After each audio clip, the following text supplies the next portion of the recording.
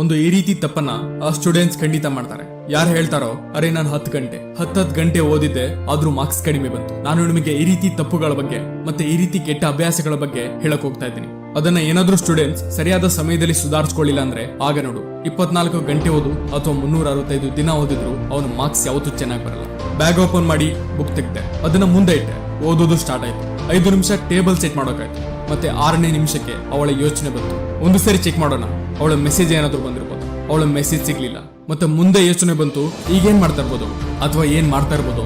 ಓದೋದಕ್ಕೆ ಡಿಸೈಡ್ ಮಾಡಿ ಕೂತ್ಕೊಂಡಿದ್ರಿ, ಇವತ್ತು ನಾನು ಈ ಚಾಪ್ಟರ್ ಕ್ಲಿಯರ್ ಮಾಡ್ತೀನಿ, ಎಲ್ಲಾ ಸೆಟ್ ಆಗಿತ್ತು. ಕೇವಲ ಓದೋದಕ್ಕೆ ಕೂತ್ಕೊಳ್ಳೋಕ್ಕಿಂತ ಮುಂಚೆ ಯಾವಾಗ ಓದೋದಕ್ಕೆ ಶುರು ಮಾಡಿದ್ರು ಆಗ್ಲೇ ಕನಸು ಕಾಣೋದು ಸ್ಟಾರ್ಟ್ ಆಗುತ್ತೆ. ಗುರು ಮುಂದಿನ ವಾರ ಅಣ್ಣನ ಮದುವೆ ಇದೆಯಲ್ಲ, ಮದುವೆಯಲ್ಲಿ ಯಾವ ಬಟ್ಟೆ ಹಾಕೋದು ಗುರು? ಒಂದು ಸರಿ ಎಕ್ಸಾಮ್ ಆಗ್ಲಿ, ರಜದಲ್ಲಿ ಯಾವ ರೀತಿ ಬಾಡಿ ಬೆಳೆಸ್ತೀನಿ ಅಂದ್ರೆ ಕಾಲೇಜ್ ನಲ್ಲಿ ಹೋದ ತಕ್ಷಣ ಹುಡುಗಿಯ ನನ್ನ ಫ್ಯಾನ್ ಆಗ್ಬೇಕು. ನಾನು ಇದೆಲ್ಲ ಮಾತು ಬರೀ ಹುಡುಗರಿಗೆ ಹೇಳ್ತಾ ಇಲ್ಲ, ಈ ಮಾತು ಹುಡುಗರೇ ಇರ್ಲಿ ಅಥವಾ ಹುಡುಗಿರು, ಇವರಿಬ್ಬರ ಮನಸ್ಸಲ್ಲೂ ಈ ವಿಚಾರಗಳು ಆ ಟೈಮಲ್ಲಿ ಬರುತ್ತೆ ಯಾವಾಗ ಅವರು ಓದ್ತಾ ಇರ್ತಾರೆ. ಗುರು ಜಾಬ್ ಸಿಕ್ಕಿದ್ರೆ ಆ ಗಾಡಿ ತಗೋತೀನಿ, ಐಫೋನ್ ತಗೋತೀನಿ, ಕಾರ್ ತಗೋತೀನಿ, ಫಿಟ್ನೆಸ್ ಮೇಂಟೈನ್ ಮಾಡ್ತೀನಿ, ಅವಳನ್ನ ಡೇಟ್ಗೆ ಕರ್ಕೊಂಡು ಹೋಗ್ತೀನಿ, ಬ್ರಾಂಡೆಡ್ ಬಟ್ಟೆ ತಗೋತೀನಿ, ಒಂದೊಳ್ಳೆ ಆಪಲ್ ವಾಚ್ ತಗೋತೀನಿ. ಬುಕ್ನ ತೆಗೆದು ಕೈಯಲ್ಲಿ ಹಿಡ್ಕೊಂಡು ಈ ರೀತಿ ಕನಸುಗಳು ಕಾಣೋದು, ಇಮೋಷನ್ಸ್ ಗಳಲ್ಲಿ ಮುಳುಗಿ ಹೋಗೋದು, ಬೇರೆಯವರ ಕನಸು ಕಾಣೋದು. ಕನಸು ಕನಸು ಕನಸು ಅಂದ್ರೆ ಮೈಂಡ್ ಮನಸ್ಸು ಒಂದು ಜಾಗದಲ್ಲಿ ಇರುತ್ತೆ. ಪ್ಲಾನಿಂಗ್ ಅಂತೂ ಕರೆಕ್ಟ್ ಆಗಿದೆ, ಸ್ಟಡಿ ಮೆಟೀರಿಯಲ್ ನ ಕಮ್ಮಿ ಕೂಡ ಇಲ್ಲ. ಆದ್ರೆ ನಿಮ್ಮ ಬುದ್ಧಿಗೆ ಪುರುಸೋತಿಲ್ಲ ಯಾವುದೇ ಥರ್ಡ್ ಪಾರ್ಟಿ ಕನಸುಗಳನ್ನ ಬಿಟ್ಟು ಫೋಕಸ್ ಮಾಡೋದಕ್ಕೆ ಆಗಲ್ಲ ಓದೋದ್ರಲ್ಲಿ.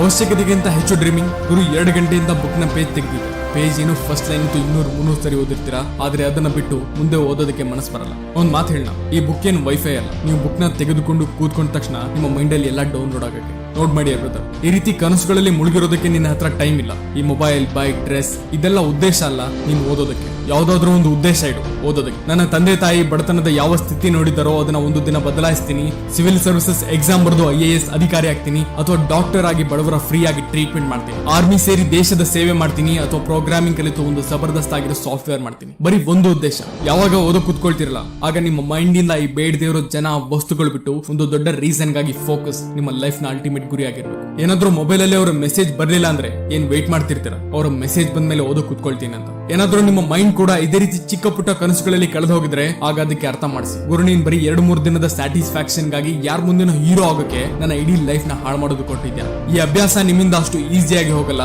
ಆದ್ರೆ ನೀವು ಇದನ್ನ ಯಾವಾಗ ಅರ್ಥ ಮಾಡ್ಕೋತಿರೋ ನಿಮ್ಮ ಉದ್ದೇಶ ನಿಮ್ಮ ಅಪ್ಪ ಅಮ್ಮನ ದುಡ್ಡಿನಿಂದ ಮಜಾ ಮಾಡೋದಲ್ಲ, ನಿಮ್ಮ ಸ್ವಂತ ದುಡ್ಡಿನಿಂದ ಕಷ್ಟದಲ್ಲಿ ಇರೋರಿಗೆ ಸಹಾಯ ಮಾಡೋದು ಅಂತ.